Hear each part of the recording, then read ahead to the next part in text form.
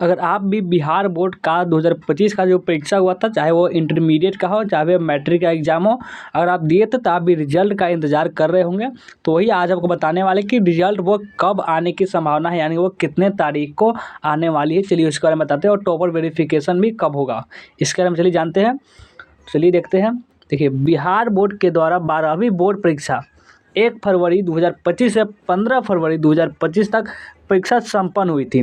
और वही मैट्रिक की परीक्षा की बात करें तो वो 17 फरवरी 2025 से 25 फरवरी 2025 तक संपन्न हुई थी। दोनों परीक्षा संपन्न होने के बाद आप बोर्ड के द्वारा कॉपी का जो मूल्यांकन है वो किया जा रहा है, यानी कॉपी चेकिंग की जो प्रक्रिया वो स्टार्ट है, वो लगभग समाप्त भी हो गई है। और इंटर के कॉपियों का जो मूल्यांकन है वह 27 फरवरी 2025 से 8 मार्च 2025 तक की गई।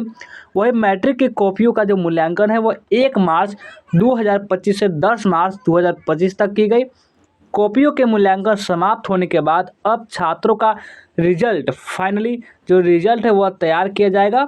इस रिजल्ट से इंटर व मैट्रिक के 300 से 400 बच्चों को टॉपर के लिए शॉर्ट लिस्ट किया जाएगा, यानी कि इतने लगभग 3 से 400 बात करें तो ये 300 से 400 बच्चों को शॉर्टलिस्ट किया जाएगा। इसमें से आपको पूरा होता है, सबको बुलाया था, लेकिन सब टॉपर नहीं होते। सब में से जो आज सबसे अच्छा इंटरव्यू देता है, जो उसी के वही इंटरव्यू पर आपका निर्भर करता है कि आप कैसा वहाँ साक्षात्कार होता है, उसी के एक तरह से बात करें तो उसी के ऊपर आपका टॉपर का होता है कि आप डिस्ट्रिक्ट टॉपर है, स्टेट टॉपर है, और मार्क्स पर डिपेंड करता है ये। तो 300 से 400 बच्चों को शॉर्टलिस्ट किया जाएगा कि इतने बच्चों में से ही टॉपर होगा, इससे बाहर टॉपर नहीं होगा। क्योंकि उसमें से होते बात करें तो वो 100 ही टॉपर हम निकलेंगे। अगर 400 बुलाया जा रहा है तो उसमें से 300 बेकार ही रहते हैं इससे।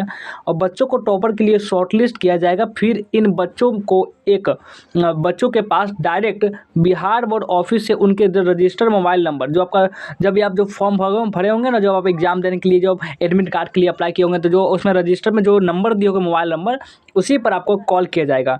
फिर उनको निर्धारित तिथि दिया जाएगा कि हाँ आपको 21 तारीख को आना है, 22 तारीख को आना है, 23 तारीख को आना है। आपको एक निर्धारित तिथि दिया जाएगा, उसी तिथि पर आपको वहाँ पे पहुँचना है बिहार बोर्ड ऑफिस। तो आपका टॉपर वेरिफिकेशन होगा वहाँ पे कि आपको इस दिन Patna board office topper verification के लिए आना है, इसलिए आपको बताया जाएगा उसमें। अगर मान लीजिए आप वो फ़ोन आया, आप फ़ोन को रिसीव नहीं कर पाए, तो हो सकता है आप यहाँ से इधर से धराएंगे, या फिर दोबारा भी फ़ोन आता है, या फिर हो सकता है कि वो 1 दिन बाद आए, 2 दिन बाद आए। क्योंकि बात करें जो कॉल करने की जो प्रक्रिया होती है वो कभी 1 दिन में तो संपन्न हो ही नहीं सकता, लगभग 2 से अढ़ाई दिन या फिर 3 दिन तो लग ही जाते हैं।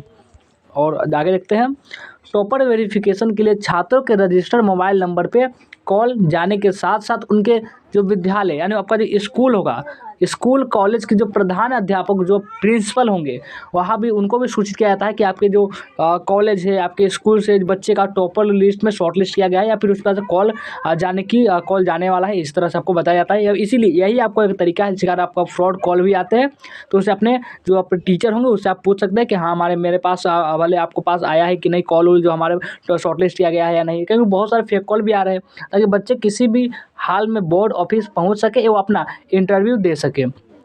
और जब आप Patna board office topper verification के लिए जाते हैं तो वहाँ पे आपसे अलग अलग विषय के एक्सपर्ट टीचर के द्वारा मौखिक तथा लिखित टेस्ट लिया जाता है। अब बात आती है कि उसमें पूछते क्या है। उसमें पूछने की अगर बात होती है, जब उसमें आपको पहुँचेंगे, तो मान लीजिए आप साइंस लिएगा, आप अगर मान लीजिए कि अगर आप साइंस लिए हो तो साइंस में आपको क्या होगा कि आपका फिजिक्स होगा, केमिस्ट्री होगा, बायोलॉजी होगा, मैथ होगा, हिंदी होगा, इंग्लिश होगा। तो फिजिक्स में क्या होगा, फिजिक्स का सबसे एक्सपर्ट टीचर जो होंगे वहाँ पे बैठे होंगे आपसे क्वेश्चन करने के लिए। मौके भी पूछेंगे और लिखवाएंगे भी। लिखवाएंगे इसलिए ताकि आपको उनका राइटिंग चेक करना होगा कि आप वही बच्चे जो आपको कॉपी लिख कर आए, या फिर आप कोई दूसरा बच्चे आ गए। इस पर आपको प्रूव करने के लिए क्या करना था, उसको हैंड राइटिंग जो होता है वो लिखवाते भी है। और कुछ सवाल जब सामने सामने पूछता है कि बच्चा जवाब दे पाता है कैसे, उसका कॉन्फिडेंस कैसे जाता है, वही कॉन्फिडेंस चेक किया जाता है कि उसके बाद आत्मविश्वास कैसा है, वह जवाब देने में सक्षम है भी या नहीं, टॉपर बनने के लायक है कि नहीं, कि जब आप मीडिया वाले जब उससे सवाल पूछेंगे तो उसका जवाब दे पाएगा या नहीं। इसी के लिए मेन रीजन यही होता है टॉपर वेरिफिकेशन करने का, इसलिए पूछा जाता है। तो उसमें आपको मौखिक और लिखित है, इतना मत समझिए कि वो टीचर होंगे वो कमजोर, बहुत एक्सपर्ट टीचर बैठे होते हैं ताकि वो आपसे वो सवाल करें। जोन अगर फिजिक्स के टीचर है, समझ लीजिए फिजिक्स के बेस्ट से बेस्ट टीचर वहाँ पे बैठे होंगे आपसे क्वेश्चन करने के लिए। और आपका अलग अलग काउंटर पर अलग विषय के एक्सपर्ट टीचर आपसे मौखिक तथा लिखित सवाल पूछते हैं, एवं उसके बाद वे आपको रिमार्क्स देते हैं। या मार्क्स आपको बताया नहीं जाता कि वो टीचर जो है 5 में 4 दिए है, 3 दिए है, 2 दिए है, 1 दिए, ये बताया नहीं जाता है। या आप रिजल्ट आएगा तो उससे आप अनुमान लगा सकते हैं सिर्फ।